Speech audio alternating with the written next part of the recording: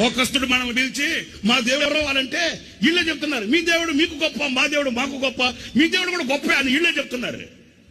మీకు అర్థమైందండి?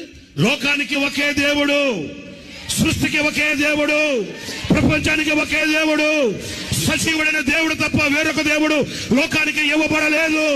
యేసు నామమే తప్ప వేరొక నామమే లోకములో ఇవ్వబడలేదు. ఒకవేళ చావైనా, రేవైనా, కరువైనా, కష్టమైన ఏది మన మీదకి వచ్చినా యేసు ఒక్కడే దేవుడు. యేసు తప్ప వేరొక దేవుడు లేడు, లేడు, లేడు. యేసే సజీవుడు, యేసే మాట్లాడేవాడు, యేసే సంచరించేవాడు. యేసు క్రీస్తు తప్ప వేరొక దేవుడు లోకములో లేడు. నేను నమ్మిన నీతి, నేను నమ్మిన సత్యం, ప్రపంచానికి ఇవ్వబడిన నగ్న సత్యం, ప్రపంచానికి ఇవ్వబడిన ఏకైక ఉపదేశం, యేసు ఒక్కడే దేవుడు.